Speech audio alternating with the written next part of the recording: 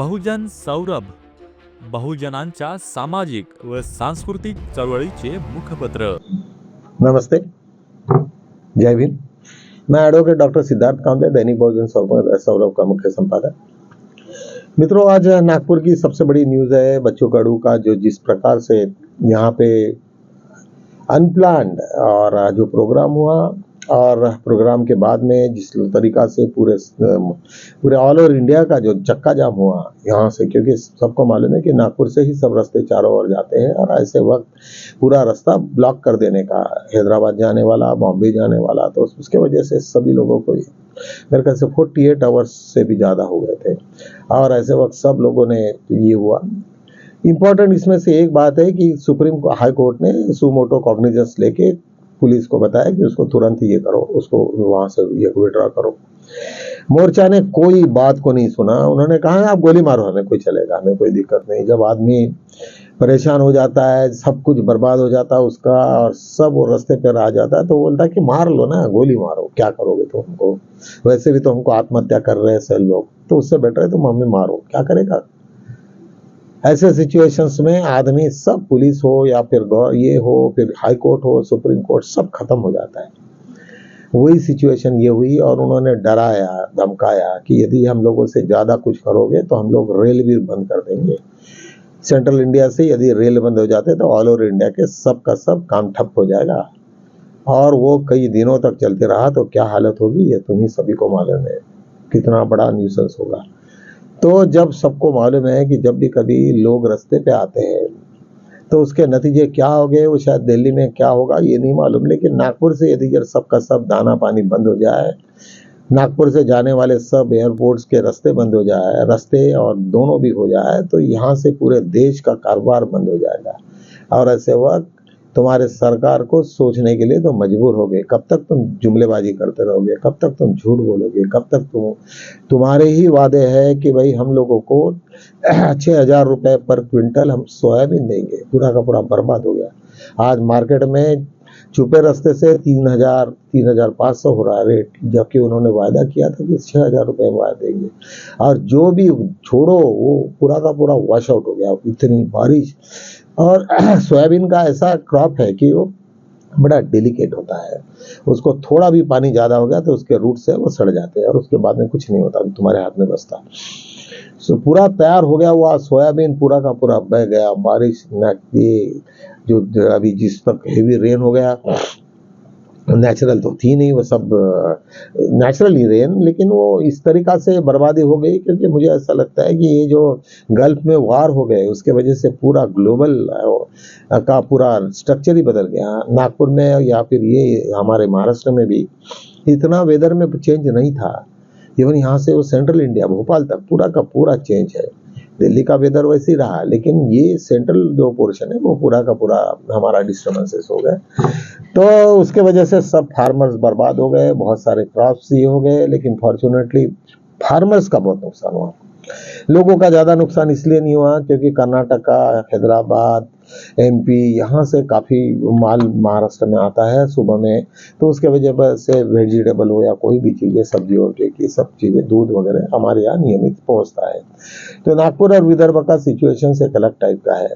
तो उसके वजह से आज जो उन्होंने बच्चू कडू ने जो किया है और सब लोगों का समर्थन लिया, इवन कांग्रेस का भी उनको समर्थन मिला है कि भाई तुम्हारी जो डिमांड है वो जेन्युइन है, हमारा पूरा समर्थन हम आपको देते हैं। ऐसा करते हुए नारायण पाटिल भी आज आए हैं, महाराष्ट्र के बहुत बड़े एक्सट्रीमिस्ट और मराठा के फॉलोअर है मराठा कास्ट से, और वो बहुत बड़े लीडर है, वो भी उनके इसमें शामिल हो गए। दिल्ली में सब मुद्दे, बॉम्बे में गए हैं, अभी मीटिंग चल रही है। उन्होंने कहा यदि जब तुम लोगों ने नहीं माना तो हम निश्चित रूप से 31 से रेलवे बंद कर देंगे, तुम चाहे कुछ भी करो। आदमी डरता है जब मालूम है लाखों लोग यदि उस पर बैठ जाए तो क्या करेंगे, जब वो पूरे बर्बाद हो जाएंगे तो करना ही पड़ेगा। शायद तुम लोगों ने जो भी वो कह रहे कि पैसा नहीं है, पैसा नहीं है, तो तुमने वायदे क्यों किए, जब इलेक्शन में चुन के आने के पहले ये दूंगा वो दूंगा लॉलीपॉप दूंगा और फिर बाद में नकारात्मक बात करना, इससे कोई मतलब तो है ही नहीं है। तो निश्चित रूप से ये सब चीजों का भुगतान तुम्हें करना पड़ता है जब तुम झूठे जुमले करते। 15 लाख का जो जुमला किया, आज मेरे ख्याल से 8-10 साल से कंटिन्यूअसली हर मीटिंग में मोदी को उसी का फेस करना पड़ता है। गाली बन गई है, 15 लाख की एक गाली बन गई है। तो लोग जब जुमलेबाजी में ज्यादा भरोसा नहीं रखते, जब कब तक तुम ये लोगों को झूठ बोलोगे ना, तो झूठ बोलना एक लेवल तक का ठीक है भाई, कोई लोग समझ सकते कि भाई कुछ प्लस माइनस हो गया, या उन्होंने कहा कि 1 लाख को नौकरी दूंगा और हो गए 50,000 50 दे दिए, 50,000 या 60 दे दिए या 40 भी दिए, तो कम से कम लोगों को लगता है ये प्रक्रिया चालू थी, कुछ कारण से कुछ ये रुक गया होगा। बिहार में मोदी और राहुल के बीच में टकराव, उसके बाद में जो भी जब भी कभी राहुल गांधी जो भी कुछ सवाल करते हैं उसके लिए दूसरे दिन मोदी तैयार होके आते रहते हैं, लेकिन उसके उनके जवाब में कोई ताकत नहीं रहती, कोई सेंस नहीं रहता, कोई बात नहीं रहती, ना जवाब रहता है।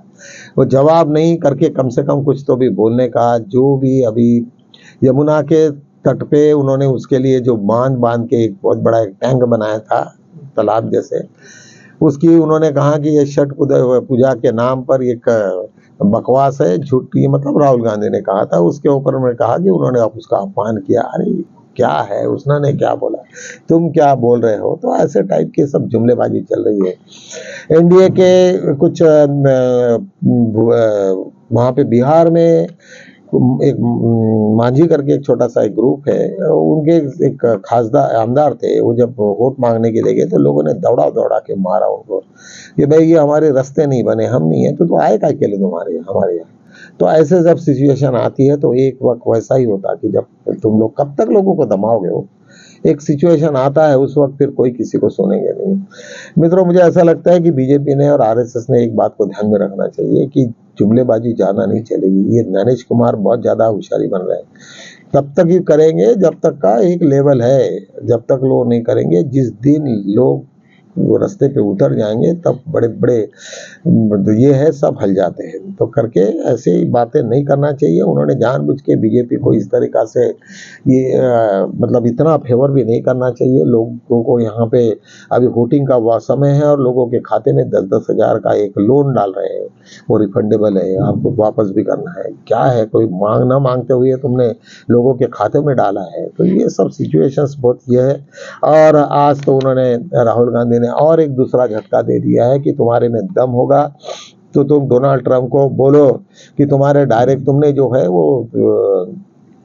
ऑपरेशन सिंदूर आपने नहीं रुकवाया, वो तो मैंने है, और आप बोल रहे वो झूठ बोल रहे, इतनी बात को बोल दो। अभी देखते इसमें मोदी के इसमें कल के भाषण में क्या होगा, वो तो ऐसे स्किप कर लेते हैं, उनको कोई शर्म नहीं, कोई बात नहीं रहती। बीजेपी के बहुत सारे नेता क्या बोलेंगे और कब वो अपने को, उनको कुछ लगता भी नहीं, सेंसिटिविटी खत्म जो भी है। आरएसएस के लोगों की सेंसिटिविटी जीरो, कुछ भी बोलो कुछ भी करो, कोई लेना नहीं देना नहीं, कुछ नहीं।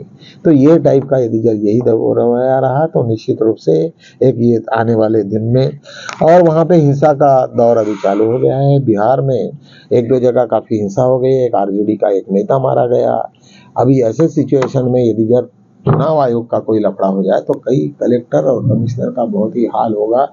और हर जगह पे यही बात होती, कहीं ना कहीं से चिंगारी उड़ी तो फिर उसके अंगार कब होगी तो किसी को भरोसा नहीं है। करके लोगों ने कम से कम अंगार के साथ में खेलना नहीं चाहिए, लोगों ने शांति से रहना चाहिए, ईमानदारी से काम करना चाहिए। और तुम जब इलेक्शन के लिए जितने जुमलेबाजी करते हो तो नहीं करना चाहिए। नीतीश कुमार तो का तो हाल तुम्हें मालूम है, और तेजस्वी यादव जी ने जो भी अभी कमिटमेंट कर रहे हैं, सब लोग देख रहे हैं कि वो तुम क्या इतने सारे ये कह रहे हैं कि हर आदमी को मैं ये दूंगा। उनका कहना है कि मैं 1.5 साल रहा, 5 लाख लोगों को मैंने रोजगार दिया हूँ।